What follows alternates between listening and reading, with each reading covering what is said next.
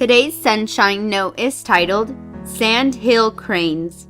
And be ye kind one to another, tender-hearted, forgiving one another even as God for Christ's sake has forgiven you.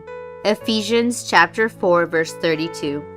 In the early 1900s, the sandhill crane almost became extinct. Several reserves were set up to offer protection for these birds, and today sandhill cranes are making a slow but positive return. There are several wildlife reserves in Michigan. For their protection, conservationists count about 200 breeding pairs. There are 6 subspecies of sandhill cranes, 3 of which are migratory. The migrating birds go to the southern United States and northern Mexico. They are the lesser sandhill crane, the Cavilian sandhill crane, and the greater sandhill crane. The other 3 species are the Mississippi sandhill crane, the Florida sandhill crane, and the Cuban sandhill crane. Sandhill cranes grow to be 3 to 4 feet tall. Where I lived in Michigan, the most common ones have a rare, red, wrinkled skin forehead with a few scattered black hair-like feathers. In the fall, the birds molt their feathers and turn a beautiful gray. However, when they return for migration, they have a reddish-brown or deep brown plumage.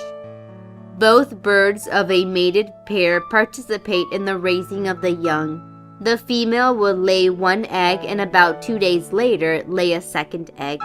Both the male and female tend the nest during the daylight hours, but the female cares for it during the night. The male rows close to her, standing on 1 leg in shallow water.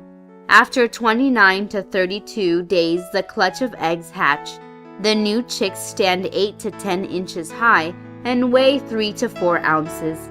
The chicks cannot fly for 75 to 90 days, so the family spends time together in the water in a remote area. Sometimes the chicks quarrel. God intended for us to do things as a family and do things for one another's good. Sometimes, like the sandhill crane chicks, you may not get along with your brother or sister. If that is your situation, ask God to help you love, to be kind, and to get along with them today. He will help you. And be ye kind to one another, tender-hearted, forgiving one another even as God for Christ's sake has forgiven you. Ephesians chapter 4 verse 32. May God bless you today.